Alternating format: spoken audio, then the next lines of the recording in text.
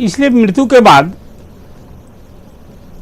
बाद कोई दल ने अपमान नहीं किया। राजद के सभी शीर्ष नेता, खुद पूर्व मुख्यमंत्री राबड़ी देवी जी, तेजस्वी और सभी बड़े नेता, शिवानंद जी, कैसी बात आप कर रहे हैं? चीर विरोधी रघुवंश बाबू के रामा सिंह थे, उसकी पार्टी में एंट्री हो गई, उसकी पत्नी को टिकट मिल गया मेहनार सीट कारण कहिए। और उनकी वजह से जो रघुवंश बाबू लगातार 5 बार वैशाली लोकसभा सीट जीतते रहे, रामा सिंह की वजह से वो हारे थे। इस पर क्या कहेंगे?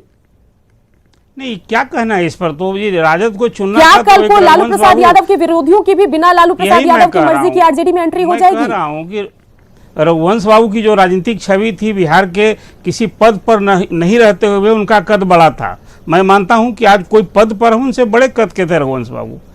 और जो इस्तीफा का कारण था, इमीडिएट कारण था रामा सिंह की राजद में एंट्री की तैयारी पर उन्होंने इस्तीफा दिया।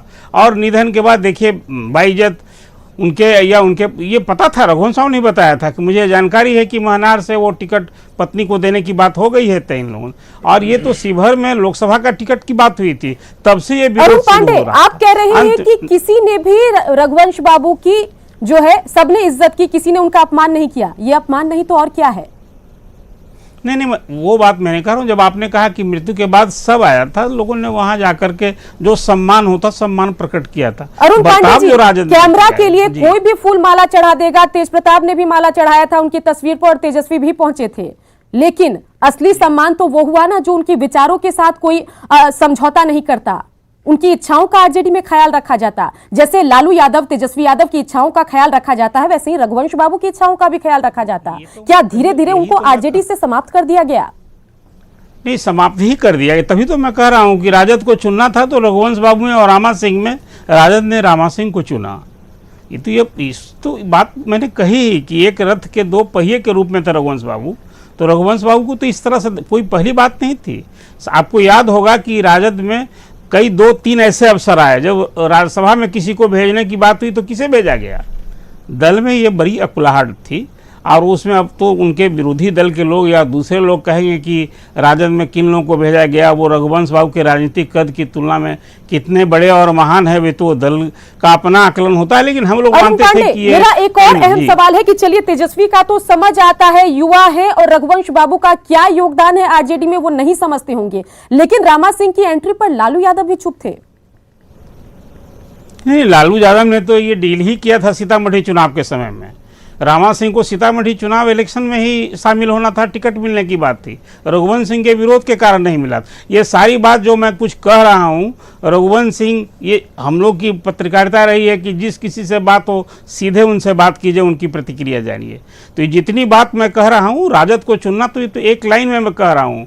सम्मान की बात और असम्मान की बात, इससे बड़ा असम्मान क्या होगा कि दल। चलिए, आपने कहा इससे बड़ा असम्मान क्या होगा। प्रोफेसर रामबली चंद्रवंशी आरजेडी नेता हमारे साथ बने हुए।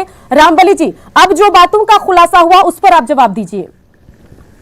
देखिए सुकन्या जी, जो भी लोग रघुवंश बाबू को जानते हैं, राजनीति में उन्होंने एक लंबी पारी खेली है।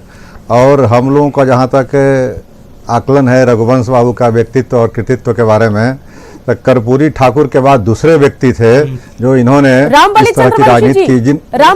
सुन लीजिए सुकन्या जी, मैं वही बात पा रहा हूँ। तारीफ सुनने के लिए आपसे सवाल नहीं पूछा है, जो उनका तारीफ नहीं, आपकी उनकी विचारधारा, सुकन्या जी उनकी विचारधारा की बात करता हूँ। किसी की हत्या विचारधारा से होनी चाहिए, न कि उसकी फिजिकल हत्या ही नहीं कहलाती है।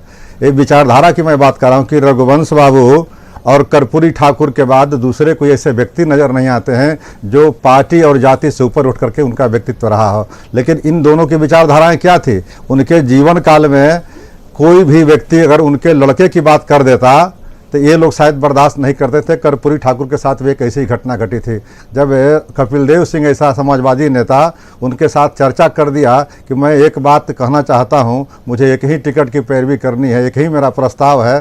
तो बोले क्या प्रस्ताव है? तो वो प्रस्ताव था कि रामनाथ ठाकुर जी को टिकट दे दिया जाए, चुनाव लड़ाया जाए। इस पर कर्पूरी ठाकुर अपने पैजामा से बाहर हो गए थे और उन्होंने फाइल उल्सप पटक करके छोड़ दिया था। कहा था कि जब तक मैं जीवित हूं तब तक मैं अपनी बेटा की बात नहीं करूंगा। और सर ठीक उसी तरह का अनुसरण रघुवंश बाबू भी अपने जीवन काल में किए कि आज उनका खपड़ेल के मकान आप गाँव में जाके देख सकते हैं। रामबली जी, उनके चारा घोटाले में सजा याफ्ता लालू प्रसाद यादव के बेटे को आपने सर पे धारण किया है। कोई सवाल, तेजस्वी की तारीफ जरूर करते हैं आरजेडी प्रवक्ता। प्रवक्ता, और वहीं रघुवंश बाबू के बेटे की एंट्री पर अगर आप सवाल उठा रहे हैं तो आपको एक बार सोचना चाहिए।